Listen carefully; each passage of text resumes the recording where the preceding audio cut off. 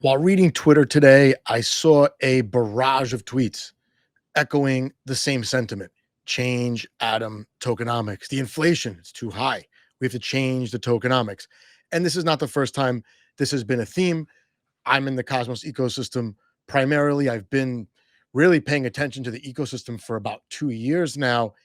And while it should be a subject of conversation and discussion, it's really a subject of controversy, unfortunately. But I'm obsessed with tokenomics. So I wanted to do this video. I don't do that many Atom videos. And Atom, if you don't already know, it is the OG token that powers the Cosmos blockchain. But what is the Cosmos blockchain? What does it even do? Well, those in the ecosystem often refer to Cosmos as the hub. Well, the hub of what? Doesn't seem to do very much, does it? Well, the Cosmos hub is supposed to be a security hub. And if you're familiar with Polkadot, that's kind of an analogy that you could use to better understand Cosmos. But in this video, I'm going to break some of it down for you so you can get up to speed, especially if you're not familiar with what's going on. But before that, smash all the buttons, like, share, subscribe, smash them all. It helps me out. I really appreciate it. And of course, you could leave comments down below if you're so inclined.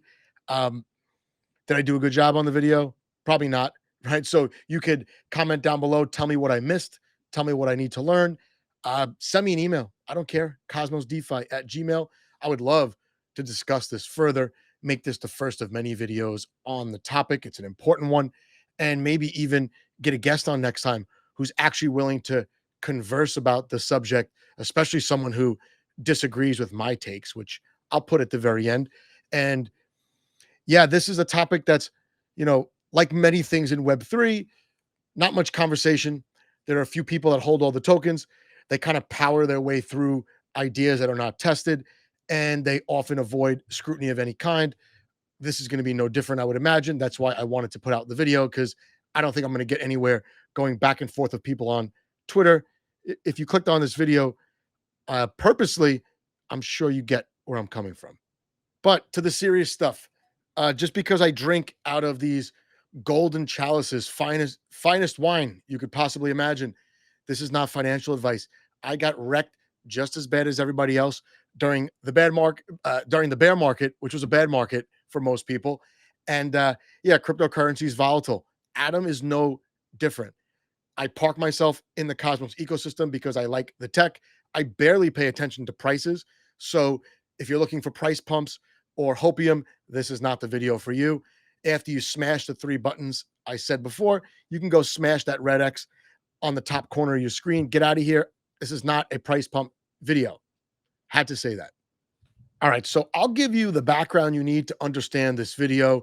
If you're not familiar with Atom, it is the OG token for the OG Cosmos chain. It's listed on many exchanges, and I know that crypto information is really hard to find. And Cosmos is especially difficult to find because Cosmos information, I should say, ecosystem's huge. It's like 55 blockchains. And most of the documents are catered towards developers and validators. So if you're a community member, kind of got to feel your way around, much like like a blind man in an orgy, got to feel your way around and just do the best that you can. Well, I consolidated some of the information that you need before we could discuss tokenomics and the value proposition of the Cosmos Hub in the first place, which we'll definitely get to later on in this video. But first, what you need to know about the token and the chain. So Atom is the token, like I said, and it's got a market cap of close to $3 billion. It's bouncing between 2.5 and 3 billion. It's like a $9 to $10 price over the last couple of months. And that's good enough to be number 27 on CoinGecko, which is significant, right? It's one of the, basically a top 25 token if you disregard some of the Bitcoin forks, which are probably going to go not go anywhere, or some of the meme coins, which are probably not going to go anywhere in the next bull cycle, if I had to guess. And yeah, the Cosmos chain, the hub, it's got a validator set of 175. This means there are 175 entities processing transactions and making blocks for Cosmos. Now, the software stack for the Cosmos Hub, the Cosmos SDK. It's the most popular tech stack to build blockchains. It's the most popular blockchain building software in all of crypto. It's used to build some of the chains like Binance, crypto.com, um, Terra, Terra 2, and others, right? Polygon. So the tech in Cosmos is absolutely undeniable. And the issue with the hub is not the tech. The hub itself doesn't run any smart contracts. So it's a proof of stake chain. What does it do? Well, doesn't run smart contracts, no NFTs. And that renders the token kind of useless. Now, staking the token does grant you rewards beyond just inflationary rewards. That's significant. But the price action over the last year and a half has rendered those gains um, mostly negative unless you were cashing out at the top. So I'll link down below the block explorer, which shows the breakdown of the tokens, the inflation, the staking rewards. Staking rewards are, roughly 20%, something like that, just below 20%. When I first got into the ecosystem, I think they were 9%, something like that. So they've increased, decreased over time, different factors. It's not the point of this video. What is the point of this video is that inflation, those rewards are taxed. That amount goes into a community pool. It funds governance proposals. People that are staking the token can vote on governance. And the general ideas, as far as I could tell, is to vote on good proposals that make the token more valuable. That's the gist of it. And last year, there was a major proposal that got voted down that would have drastically changed the tokenomics and the value proposition for the hub. It was called Atom 2.0. Well, it got voted down. The same people who wanted Atom 2.0 to happen are now criticizing the inflation, which I'm sure some of them had a heavy hand in since they were there from the beginning, right? So let's let's go back to governance. One of the major governance proposals that did pass was to form the Atom Accelerator DAO. It's not a DAO. It's called a DAO. It is not a DAO. But basically, what it is a treasury managed by a few different people that give out grants that are supposed to bring value back to the hub. So that Atom Accelerator grants team, the DAO, and yeah, they're tasked with redesigning tokenomics. Well, it's a self mandate, and they gave grants to three different teams that are going to begin to rework the tokenomics. I'm gonna guess that all three of those teams are going to come to the conclusion that the inflation is too high. I'll start out the video by saying I do not think the inflation is too high. There are many solutions, lots of solutions that can address the inflation without changing the tokenomics of a top 30 crypto asset that will offset some of the inflation. The inflation right now is like 14%. That's not a travesty considering you have adoption, right? You have the proposition for adoption. And we're going to get into what that proposition is right now.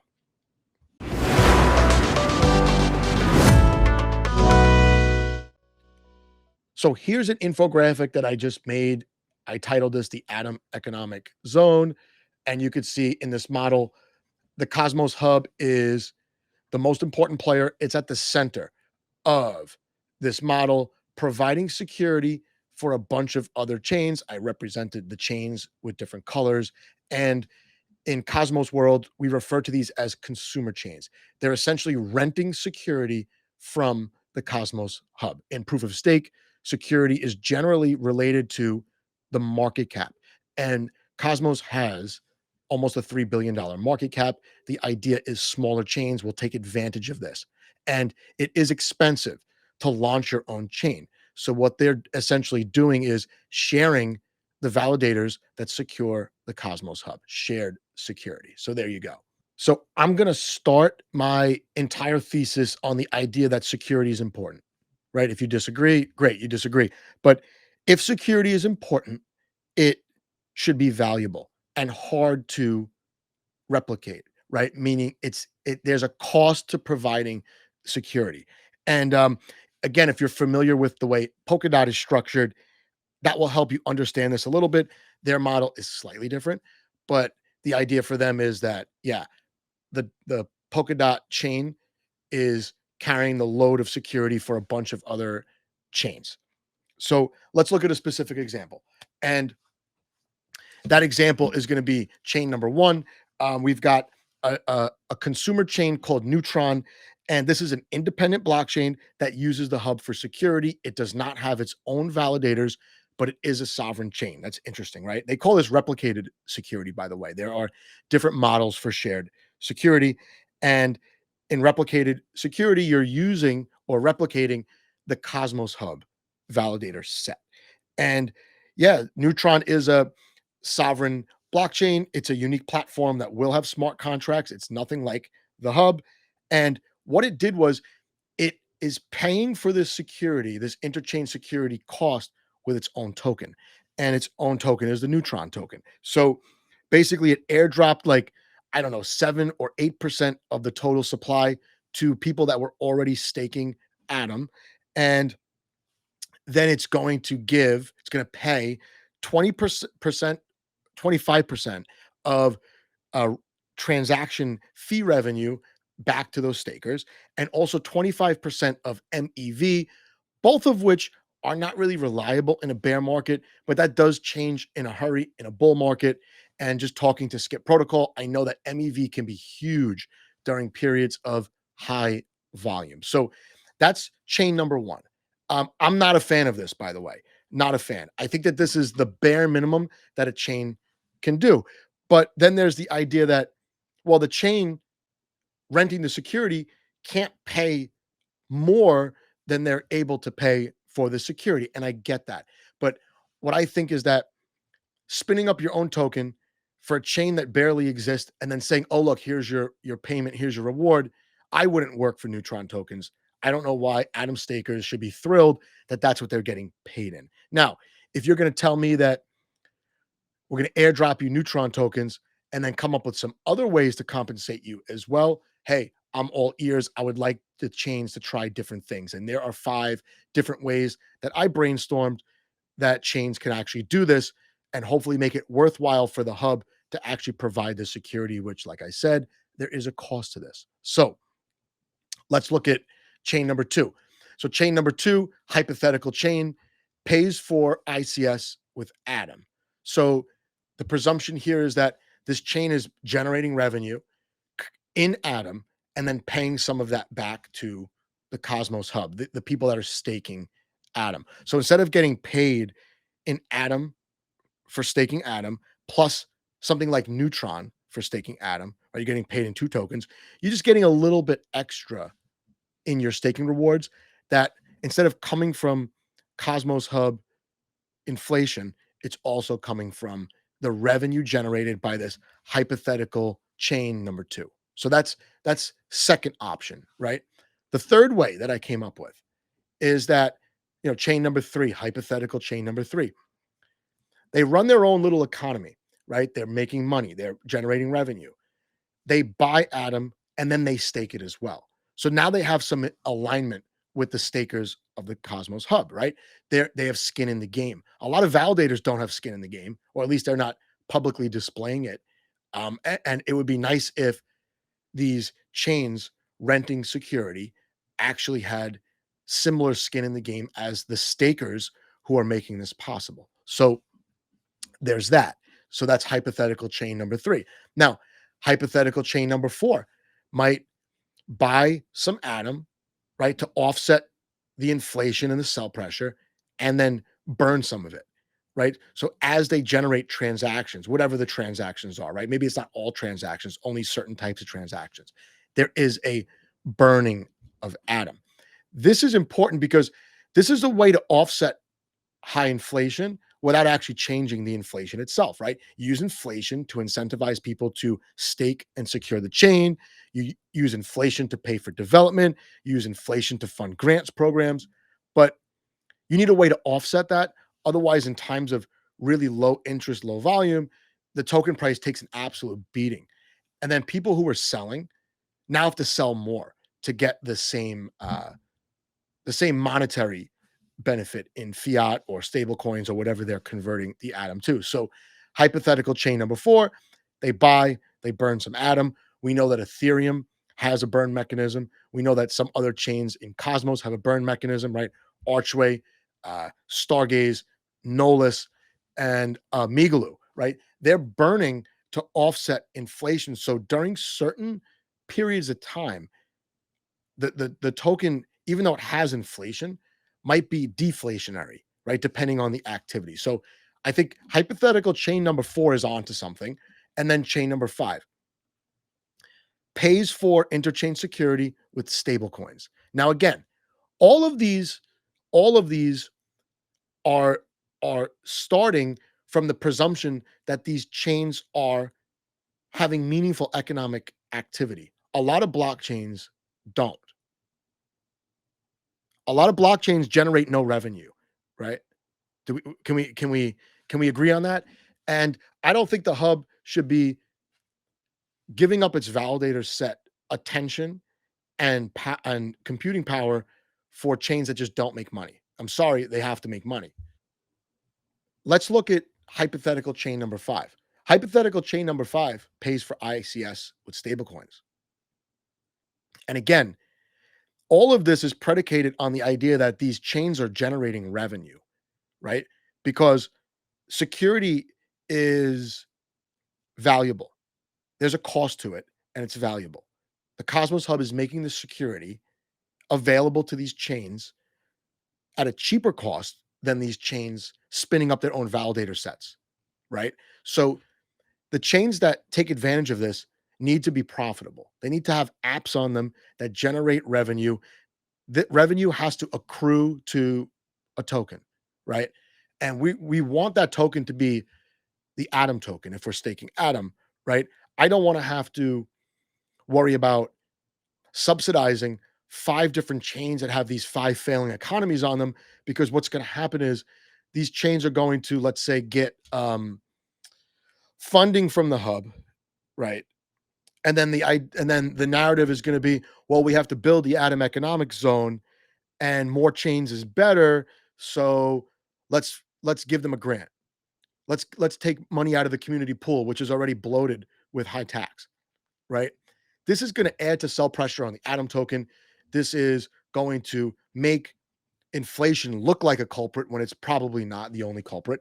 And this whole thing is going to be bust, right? This is going to be a failed model. It's not going to work, not because the model's no good, but because the value accrual is no good. So, yeah, that's my proposal here. I would love for people to talk about this down below. Which one do you like? Which one do you hate? By the way, there could be combinations of these, right? There are chains that utilize more than one of these methods. So, yeah, let's get to some questions that I have going forward, and then we'll end on some tweets. Hilarious, hilarious tweets. Hope you liked my nifty infographic. I still have some questions for discussion. And yeah, some of these questions are going to trigger some people. They're going to offend some people, but they need to be asked. This is real money. You're playing with other people's money. Usually, the people with the loudest voices are not using their own money all the time. And some of these questions definitely need to be addressed. Number one question I have: should we be meddling with the tokenomics of a top 30 crypto asset in the first place? Can we offset inflation in a different way other than changing it? Even with low or zero inflation, can't a token continue to tank if there's no buying interest? Can't that happen? What is the value of interchain security in the first place, right? What is the cost and what's the value? These are important concepts. I haven't seen these discussed. I wish they were discussed more. I hope there's a place that they've been discussed that I can go check out after I make this video and someone's like, hey, Joe, you're an idiot. We talked about this for a month. Here's the link, right? Don't send me to some deep, dark Discord. I want to know on a public forum that's easily accessible, where has the cost of interchain security actually been discussed? And then not cost, but value, right? I mentioned before that spinning up your own chain has a cost. Atom supplying the security has a cost. The value is somewhere in the middle, I would imagine, right? Is it valuable at all in the first place? Is it valuable? Should most of these chains simply spin up as applications on other chains like Ethereum, like Juno, like Migaloo, like Archway? I don't know, right? And I keep mentioning Archway because when I first read Archway's white paper, I was like, oh my God, these are some tokenomics things that I've been thinking about for so long.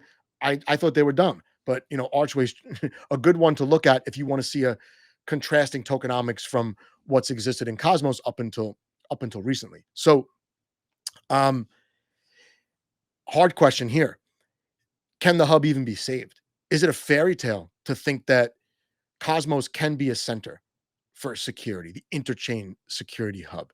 I hope not, but that's a legitimate question, right? Can Cosmos leverage the tech and security features to become a powerhouse in DeFi? That's what I hope for, right? And we have to think about these questions seriously.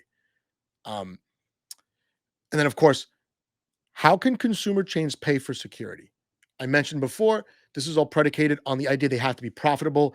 Businesses at some point have to turn a profit, or else they continuously seek outside funding.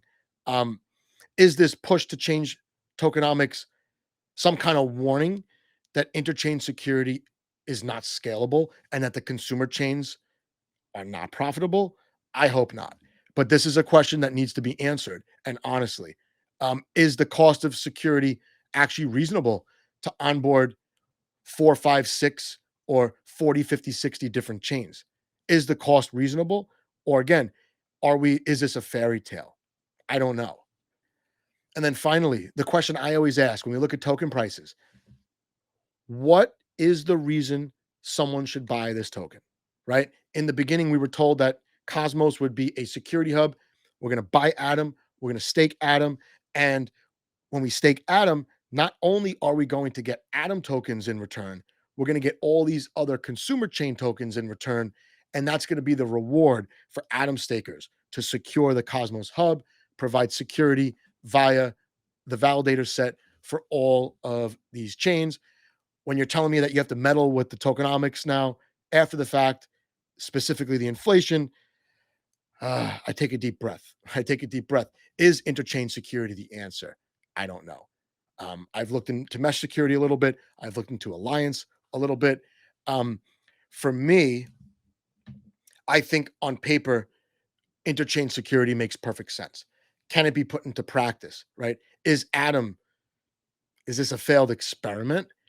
Is this such an OG blockchain that it's now irrelevant? I don't know. And will all this controversy remain controversy, or will we actually talk about it? Can we avoid a fork? Right? All these other chains have forked, right? Ethereum Classic forked. Now it's Ethereum. The original Ethereum completely failed, right? And with Bitcoin, Bitcoin's forked a number of times. The original Bitcoin, it's still a major success in crypto and also in finance, right? So yeah, some questions I have going forward. Let's end with some tweets. They're so much fun. Twitter is just a fun place. It's like the WWE for crypto.